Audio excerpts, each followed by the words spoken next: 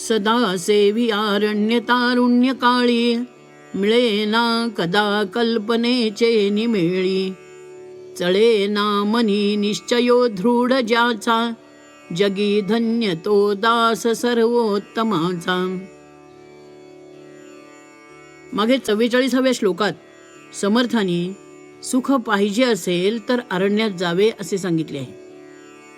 त्यावरून समर्थांना कोणत्या तऱ्हेच्या सुखाची अपेक्षा आहे ते स्पष्ट होते. अरण्यात मिळणारे सुख हे वैषयिक सुख नाही. अर्थातच इंद्रियांच्या द्वारा त्याची प्राप्ती होणार नाही. रंगेल विलासी जीवनाला चटावलेल्या माणसाला अरण्यातील सुखाची कल्पना येणार नाही.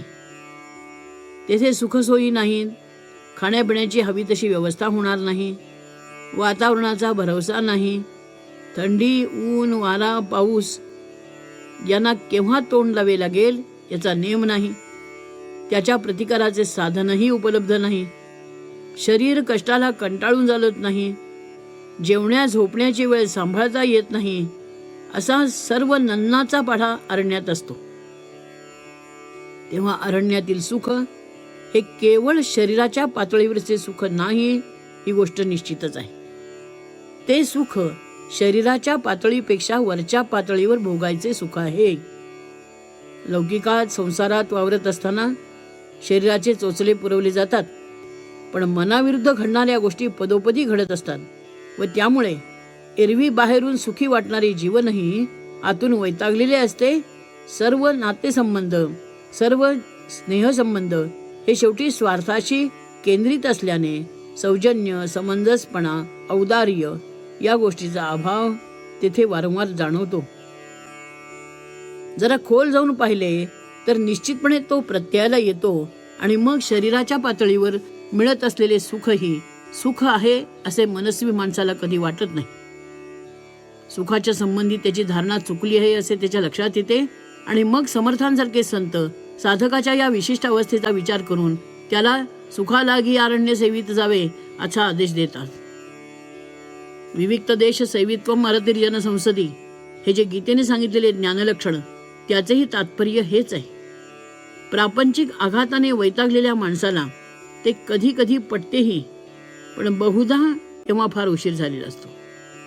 अंगम गलितम परितम मुंडम अशी दीन अवस्था झाल्यानंतर मग अरण्यात गेला तर त्याचा काही उपयोग होतो असे नाही. एकतर थकल्या भागल्या शरीराला रानावनात राहण्यामुळे उत्पन्न होणारे अनेक प्रकारचे कष्ट मुळीच सोसत नाहीत आणि त्या कष्टामुळे उत्पन्न होणारी शारीरिक व्यथा सहन करण्याची शक्तीही पूर्वीच्या सवयीमुळे वा फार झालेल्या वयामुळे उरलेली नसते आणि त्यामुळे सुखालागी आरण्य सेवित जावे हे विधानच असत्य वाटू लागते. यासाठी समर्थ अरण्यात जाण्याचे वय कोणते त्याचा आदर्श या श्लोकामध्ये सांगत आहे.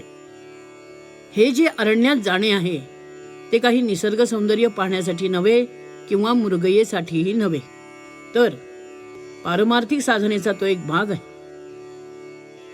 विवेक शक्तीवरची दडपणे जाऊन सूक्ष्म विचारांना वा चिंतनाला वाव मिळावा, मनाची एकाग्रता व्हावी, सदाचार वाढावा, संयम साधावा, लोभ कमी व्हावा, आपल्याला हव्या हव्या वाटणाऱ्या सुखाच्या गोष्टी नैसर्गिक आवश्यकतेच्या पातळीवर उतराव्या, शरीराचा सोशिकपणा वाढावा, ध्यानाची सवय लागावी, कोणी सहाय्यास येण्याची शक्यता नसल्याने स्वावलंबन सहज घडावे, वृत्ती निर्भय व्हावी इत्यादी उद्देश अरण्यात जाण्याच्या मागे असतात. आणि हे सर्व साधावायचे तर शरीर चांगले कार्यक्षम असावे लागते आणि म्हणून समर्थ तरुणपणातच अरण्यात जाणे चांगले असे सांगतात. प्रपंचाकरता इंद्रियांची कार्यक्षमता असावी लागते हे सगळ्यांनाच पटते, पण परमार्थ साधनेसाठी त्याहूनही अधिक कार्यक्षम शरीराची आवश्यकता आहे हे मात्र सहसा लक्षात घेतले जात नाही. मनाला वळण लागण्याच्या आधी शरीराला वळण लागावे लागते. मनाचे विषय सुटावे असे वाटत असेल तर आधी शरीराचे विषय सोडावे लागतात वा संयमाने घ्यावे लागतात आणि ही शक्यता तरुणपणीच अधिक असते. फार प्राचीन काळी ब्रह्मचर्याश्रम कठोर व्रतनियमाने युक्त असलेल्या अवस्थेत कटाक्षाने पाळला जात होता आणि त्यामुळे वार्धक्य आल्यानंतर गृहस्थाश्रमानंतर घेतलेला वानप्रस्थही सुखावह असे. वर्णाश्रम व्यवस्था विच्छिन्न झालेल्या या काळात ते शक्य नाही आणि म्हणून सर्व प्रकारच्या साधनांची जोड तरुणपणातच मिळवून ठेवावी लागते. मुळीच न करण्यापेक्षा उशिरा करणे हे चांगले असे म्हणतात, पण तो आदर्श होऊ शकत नाही. वार्धक्ये तीर्थयात्राम कर्तुमिच्छन्ति मूढाः या सुभाषितात एक बारीक श्लेष आहे, तो लक्षात घेतला पाहिजे. वार्धक्ये तीर्थयात्राम कुर्वन्ति मूढाः असे सुभाषितकार म्हणत नाही, कर्तुम इच्छन्ति असे म्हणतो. याचा अर्थ पूर्वी होऊ शकल्या नसतील, केल्या नसतील तर म्हातारपणी तीर्थयात्रा करूच नाही असे नाही, पण तारुण्य आणि संधी असताना करू म्हातारपणी तीर्थयात्रा असे म्हणून केवळ विलासात जीवन घालवणाऱ्या तरुणांना येथे मूढ म्हटले आहे. बायका मुलांना घरात नकोसा झाल्यानंतर किंवा दुबळ्या इंद्रियांनी आता सुखे भोगता येत नाहीत अशी अवस्था प्राप्त झाल्यानंतर मग देवधर्माला लागण्याचा विचार केला जातो. सेवानिवृत्त झाल्यानंतरच ज्ञानेश्वरी ही काय भानगड आहे पाहूया तरी असे म्हणतो. त्याच्या पदरात परमार्थ किती सापडणार. इंद्रियांनी मिळणारी सुखे प्राप्त करून घेणे हे सोपे आहे, पण स्थिर बुद्धी, शांत वृत्ती, प्रसन्नता, निरुपाधिक असा आनंद मिळवणे हे काही तसे सोपे नाही. यासाठी फार प्रयत्न करावे लागतात, फार कष्ट घ्यावे लागतात, बराच वेळ द्यावा लागतो, सातत्य टिकवावे लागते आणि यातील वेळेव्यतिरिक्त कोणतीही गोष्ट म्हातारपणी मिळणारी नाही. त्या वयात मिळालेला रिकामा वेळही पूर्वी सवय नसल्यामुळे कारणी लावता येत नाही व मग तो खायला उठतो. जीवन भकास, दीन आणि दुःखी होते. यासाठी साधनेला लागावयाचे ते तरुणपणातच लागले पाहिजे. दुर्दैवाने त्यावेळी ते सुचत नाही, सुचवले तरी कळत नाही, कळले तरी वळत नाही आणि मग उशिरा व्हावा तसा उपयोग होत नाही. जी माणसे संतपदाला पोचली असे आपण पाहतो, त्यांनी पुष्कळ वेळा अगदी बालवयातच किंवा तारुण्य भराला आलेले असतानाच साधना केली आहे असे दिसते. जन्म जन्म जेथे पुरे पडत नाही तसे शास्त्र सांगते, तेथे रोगग्रस्त अशा थकलेल्या शरीराच्या 5-10 वर्षांनी काय होणार. म्हणून समर्थ स्वतःच्या अनुभवाने सांगतात, तरुणपणातच अरण्यात जाणे चांगले, कारण त्यामुळेच धन्यता प्राप्त होऊ शकते. इथे अरण्य एक उपलक्षण आहे. एकांतास न कंटाळणे हे मुख्य व त्यासाठी एकांताची सवय असणे व आवड निर्माण होणे हे साधन. त्या दृष्टीने हा चरण फार महत्वाचा आहे. आपल्या संस्कृतीने 100 वर्षाचे पूर्णायुष्य मानलेले आहे.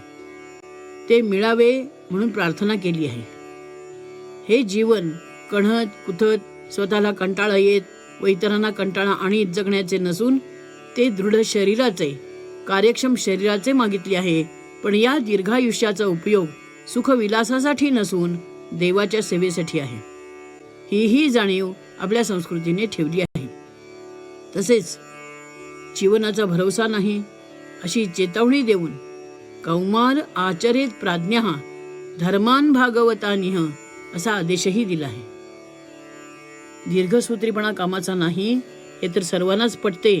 म्हणून समर्थ सांगतात की अरण्यवास तारुण्यातच साधला पाहिजे.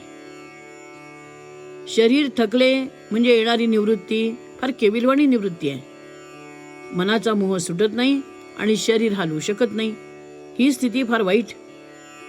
खरे म्हणजे शरीर चांगले समर्थ आहे, पण मनालाच मोह नसल्यामुळे माणूस शांत राहतो, अर्थात प्रसन्नही राहतो.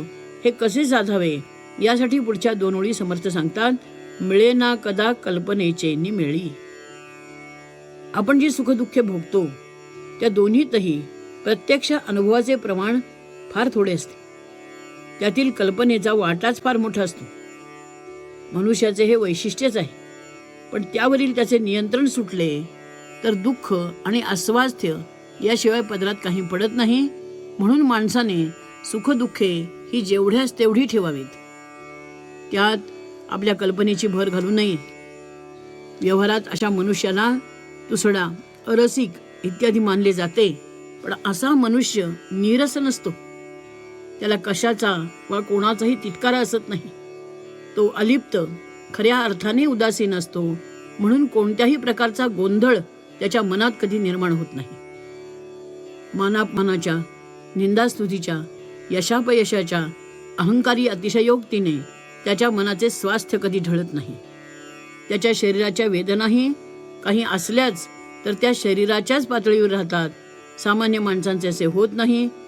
त्याचे काही दुखले खुपले किंवा मनाच्या पातळीवर काही बिघडले की त्याच्या सर्व क्रिया या अस्वास्थ्याने विकृत होऊन जातात.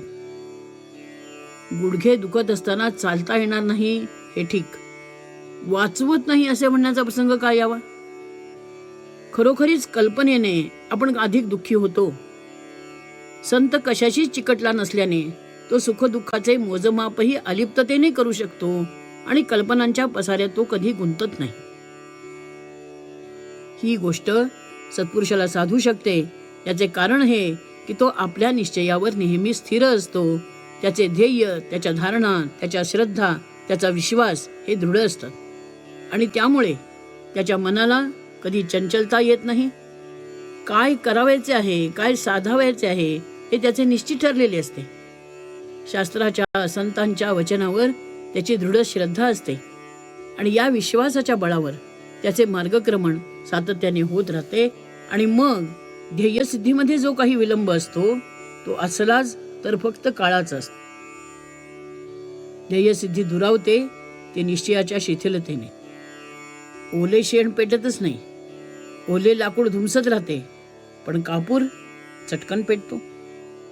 निश्चयी माणसाच्या मनाचे असेच होते. सामान्यांची स्थिती याच्या उलट आहे. चांगल्या साधनेने सुद्धा ती पेटत नाहीत, फार तर धुमसत राहतात आणि मग तो धूर असह्य होऊन नाहीतरी सुखी असावे संसारी, फजिती तिसरी करू नये असे म्हणण्याचा प्रसंग ओढवतो. दृढनिश्चयी माणसावर संकटे येतच नाहीत, दुःख कोसळतच नाही असे होत नाही. तो आपल्या ध्येयापासून च्युत होत नाही एवढेच. फुटो हे मस्तक, तुटो हे शरीर, नामाचा गजर सोडू नये अशी त्याची धारणा असते आणि अशी ज्याची धारणा असते तो संत पदावर त्वरित चढतो आणि धन्य होतो. जय जय रघुवीर समर्थ.